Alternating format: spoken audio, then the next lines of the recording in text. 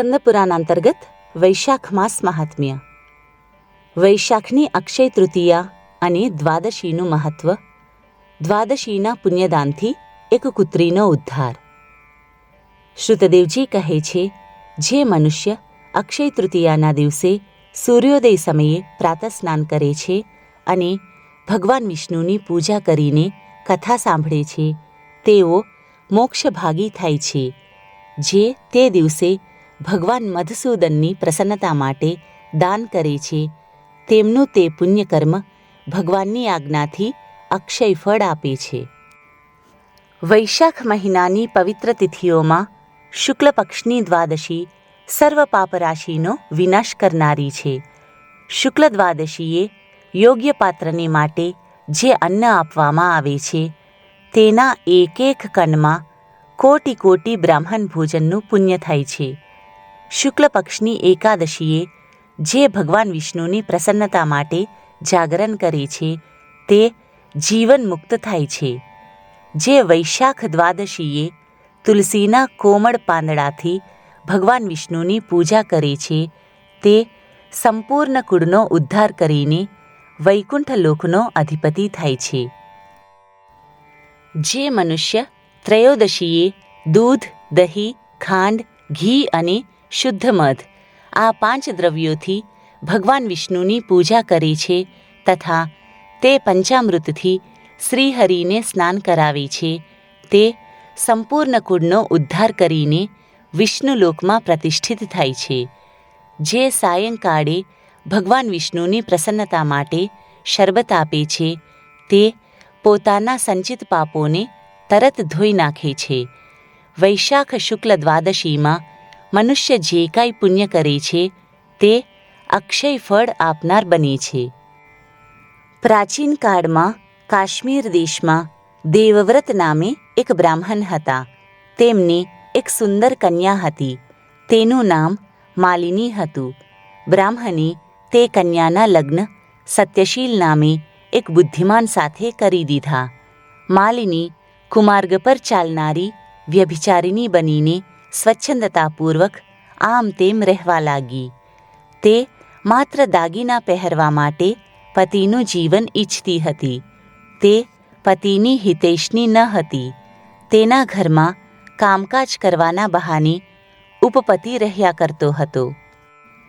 બધી જાતિના લોકો જારકર્મ માટે એને ત્યાં રોકાતા હતા. તે કદી પતિની આજ્ઞાનું પાલન કરવામાં તત્પર ના થઈ. આ દોષથી તેના આખા શરીરમાં કીડા પડી ગયા, જે કાળ, અંતક અને યમની જેમ તેના હાડકાને પણ કોતરી ખાતા હતા. આ કીડાઓના કારણે તેના નાક, કાન અને જીભ ચાલ્યા ગયા. આંગળીઓ ગળી ગઈ. તેમાં પંગુતા પણ આવી ગઈ. આ બધા દુઃખોના કારણે મૃત્યુ પામીને તે નરકની યાતનાઓ ભોગવવા લાગી. 1,50,000 વર્ષો સુધી તેને તાંબાના હાંડામાં મૂકીને બાળવામાં આવી. 100 વાર તેને કૂતરાની યોનિમાં જન્મ લેવો પડ્યો. ત્યાર પછી સૌવીર દેશમાં પદ્મબંધુ નામના બ્રાહ્મણના ઘરમાં તે અનેક દુઃખોથી રીબાતી કૂતરી થઈ. તે સમયે પણ તેના કાન, નાક, પૂંછડી અને પગ કપાયેલા હતા. તેના માથામાં કીડા પડી ગયા હતા અને યોનિમાં પણ કીડા પડી ગયા હતા. રાજન, આ પ્રમાણે 30 વર્ષ પસાર થઈ ગયા. એક દિવસ વૈશાખ શુક્લ દ્વાદશી તિથિએ પદ્મબંધુનો પુત્ર નદીમાં સ્નાન કરીને પવિત્ર થઈ ભીનું વસ્ત્ર પહેરીને ઘરમાં આવ્યો. તેને તુલસીની વેદી પાસે જઈને પોતાના પગ ધોયા. દૈવયોગે તે કુતરી વેદીની નીચે સૂઈ રહી હતી. સૂર્યોદય પૂર્વનો સમય હતો. બ્રાહ્મણ કુમારના ચરણોદકથી તે નહાઈ ગઈ અને તત્કાળ તેના બધા પાપ નષ્ટ થઈ ગયા. પછી તો તે જ ક્ષણે તેને પોતાના પૂર્વજન્મનું સ્મરણ થયું. પહેલાંના કર્મોની યાદ આવવાથી તે કુતરી તપસ્વીની પાસે જઈને દીનતાપૂર્વક પોકારવા લાગી કે, હે મુને, તમે મારી રક્ષા કરો. તેને પદ્મબંધુ મુનિના પુત્રને પોતાના દુરાચારપૂર્ણ પૂર્વજન્મની વાત કહી અને એ પણ કહ્યું કે હે બ્રહ્મન, જે કોઈ પણ બીજી યુવતી પતિ પર વશીકરણનો પ્રયોગ કરે છે તે દુરાચારિણીને મારી જેમ જ તાંબાના વાસણમાં રાંધવામાં આવે છે. પતિ સ્વામી છે, પતિ ગુરુ છે અને પતિ ઉત્તમ દેવતા છે. સાધ્વી સ્ત્રી તે પતિનો અપરાધ કરીને કઈ રીતે સુખી થઈ શકે છે? પતિનો અપરાધ કરનારી સ્ત્રી સેંકડો વાર તિર્યક યોનિમાં અને અબજો વાર કીટ યોનિમાં જન્મ લે છે.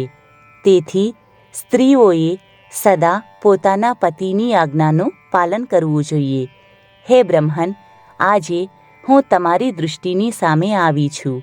જો તમે મારો ઉદ્ધાર નહીં કરો તો મારે ફરી આ યાતનાપૂર્ણ નિંદિત યોનિમાં જવું પડશે. તેથી હે વિપ્રવર, મુજ પાપાચારિણીને વૈશાખ શુક્લ પક્ષમાં પોતાનું પુણ્ય આપીને ઉગારી લ્યો. તમે જે પુણ્યવર્ધક દ્વાદશી કરી છે તેમાં સ્નાન, દાન અને અન્નભોજન કરાવવાથી જે પુણ્ય થયું છે તેનાથી મારો પણ ઉદ્ધાર થઈ જશે. હે મહાભાગ, હે દીનવત્સલ, મુજ દુખિયારી પર દયા કરો. તમારા સ્વામી ભગવાન જગદીશ્વર જનાર્દન દીનોના રક્ષક છે. તેમના ભક્તો પણ તેમના જેવા જ હોય છે. હે દીનવત્સલ, હું તમારા દરવાજા પર રહેનારી કૂતરી છું. મુજ દીન પર દયા કરો, મારો ઉદ્ધાર કરો. અંતમાં હું આપ દ્વિજેન્દ્રને નમસ્કાર કરું છું. તેની વાત સાંભળીને મુનિના પુત્રે કહ્યું કે કુતિયા, બધા પ્રાણીઓ પોતાના કરેલા કર્મોના સુખ દુઃખ ભોગવે છે. જેમ સાપને આપેલું સાકરવાળું દૂધ માત્ર વિષની વૃદ્ધિ કરે છે, તે જ પ્રમાણે પાપીને આપેલું પુણ્ય પણ તેના પાપમાં સહાયક થાય છે.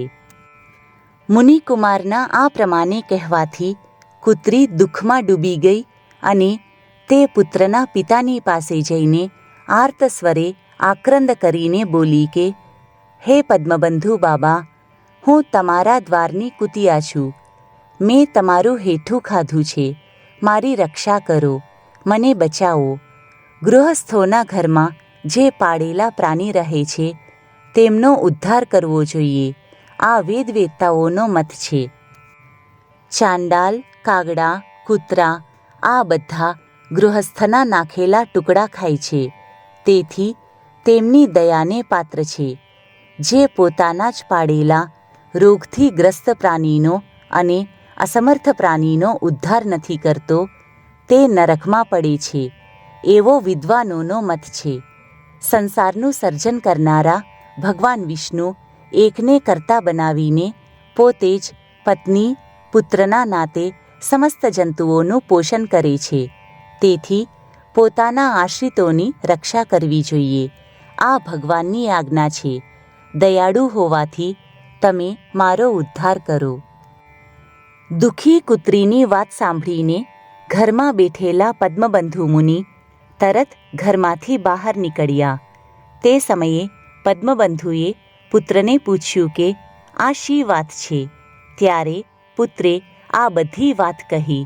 તે સાંભળીને પદ્મબંધુ બોલ્યા કે બેટા, તમે કૂતરીને આવી વાત કેમ કહી?